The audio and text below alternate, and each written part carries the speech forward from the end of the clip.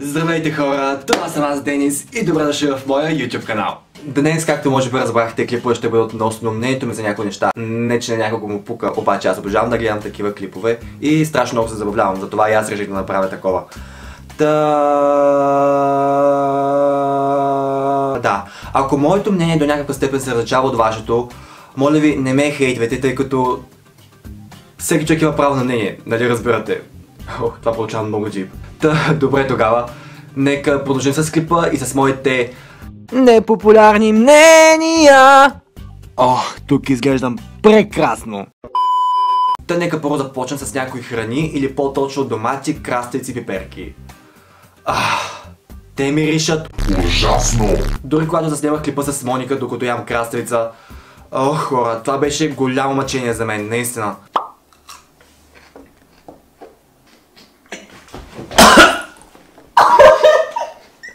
Човек, опитвам се наистина. Чакай, не, ще повърна! Ще повърна! Много не теко, натика ми се! Не се шокол, натика ми се, чакай! Само пък тика от погледа ми, моля те! Ще повърна! Сега като се сещам, направи ми да повърна.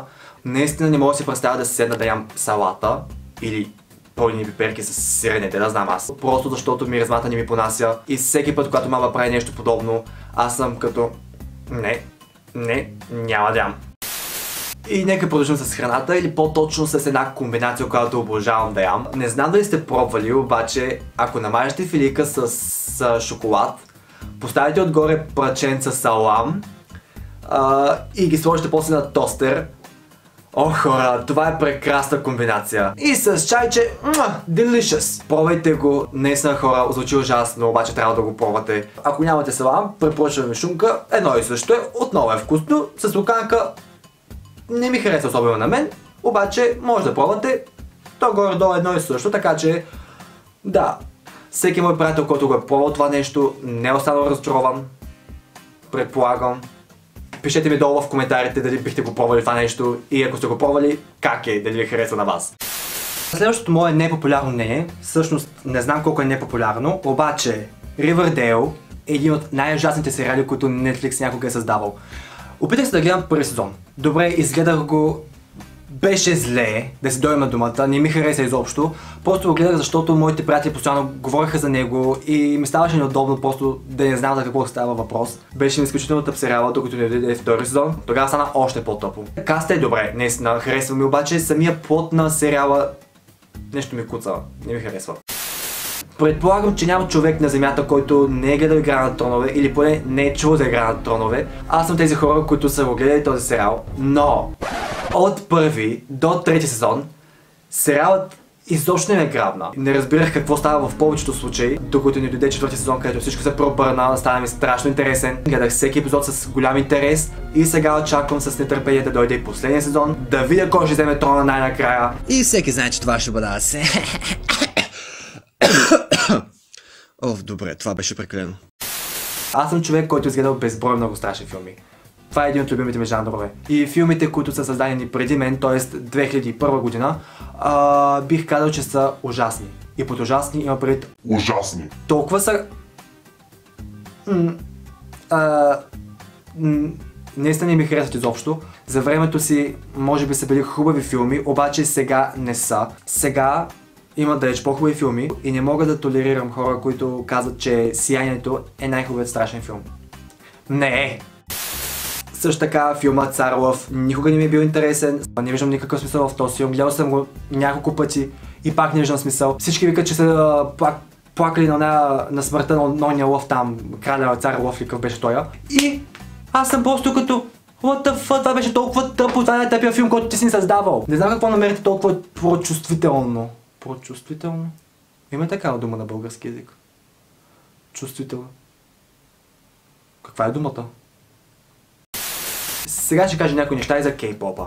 Всъщност, тази музика не е зле. Има предвид заребяваща, наистина. Не бих се пуснал да я слушам такава вкъщи просто, дали, от нищото. Обаче, ако някой ми пусне има пари, добре, ще слушам музиката, интересно ми е просто да слушам. Клиповете са уникално направени. Малко ми трудно да различавам хората в клиповете, понеже те са ми еднакви. Само ако имат различна коса, тогава ми е по-горе-долу добре. До те всеки кадър имат различна коса, така че да, имам предвид, харесва ми, не е зле. Ама не бих си го пуснал вкъщи. Следващото мое непопулярно мнение е, че английският език е наистина труден език и не знам как хората казват, че това е лесен език. В началото, когато го учех, изобщо не се отдаваше, бях много зле наистина, трудно научавах думи, но сега уча немски език и ми се отдава далеч повече отколкото английския. И ако се да уча немски език, днес ще го науча за може би няколко месеца, докато английския ми отне години. Друг мой unpopular opinion, всъщност не знам колко е unpopular, обаче не виждам никакъв смисъл да си оправиш леглото. След като сутринта ставаш, отиваш на училище, после пак се прибираш, пак трябва да го правиш и да легнеш пак. Не знам какъв е смисъла. Аз си оправям леглото само единствено когато идват гости вкъщи и когато снимам някакъв клип. Всъщност дори тогава не го оправям, тъй като просто ми вижте леглото. То е под всякаква критика, но аз го харесвам така че лятото. Всеки човек чака лятото. Особено пък ние. Тогава не ходим на училище, ходим на плаж, въпреки че аз не харесвам плажа, но това е друг unpopular opinion. Лятото е толкова топло, всеки път се почиш като свиня, миришеш. Толкова по-хубаво полета, примерно, слагаш някаква тениска, излизаш навънка, да помиришеш малко хубавия въздух на... Как се казва това растение?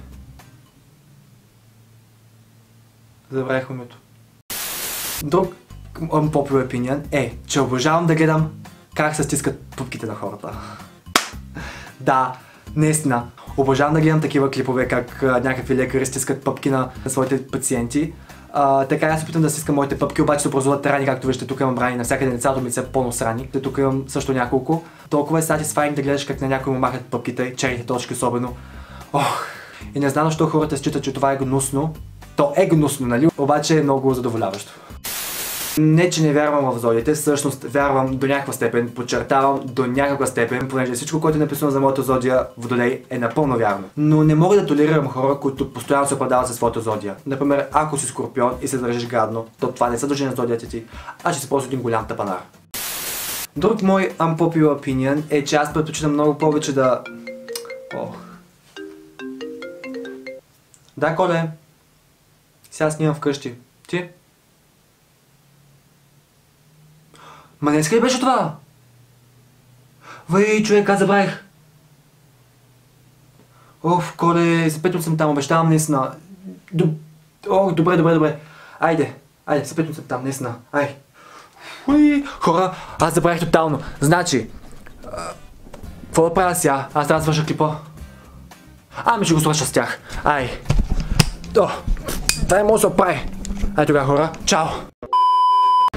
Така, хора, вече сме заедно и нека продължим с клипа.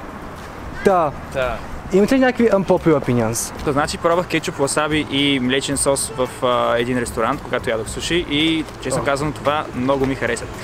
И според мен това много малко хора от вас са го пробвали, да не кажа николко, затова смятам, че това е нещо, което може да послужи като unpopular opinion. Да, това е така определено. Определено.